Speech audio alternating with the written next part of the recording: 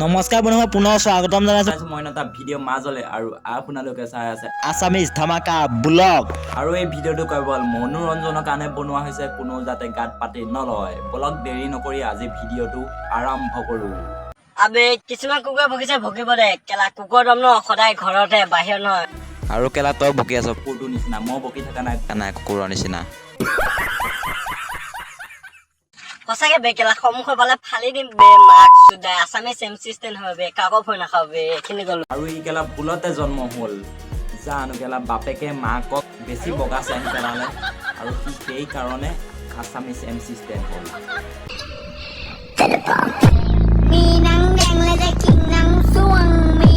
Next.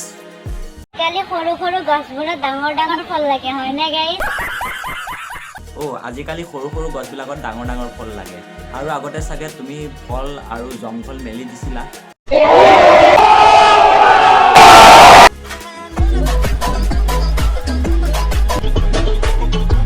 বুজিছাই নহয়?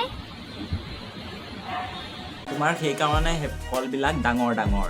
আৰু এদিন আমাকো মাতিবাচোন, লগ পালে তোমাৰ ফল ভৰিলৈকে ওলমাই থৈ আহিম।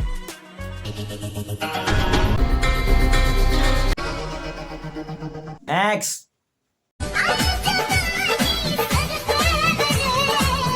বাৰু তোমাৰ কাপোৰযোৰ ভাল লাগিছে, কিন্তু এটা কথা, তুমি কাপোৰযোৰ যে বনাইছা জাঙিয়া কাটি কাটি বনোৱা নাইতোন?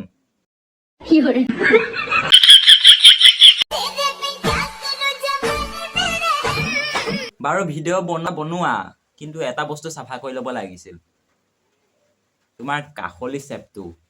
আৰু কাষলি চেপটো এনেকুৱা লাগিছে যে গোবৰুৱা এইটো বাঁহটো নিচিনা লাগিছে তোমাৰ কাষলি চেপটো।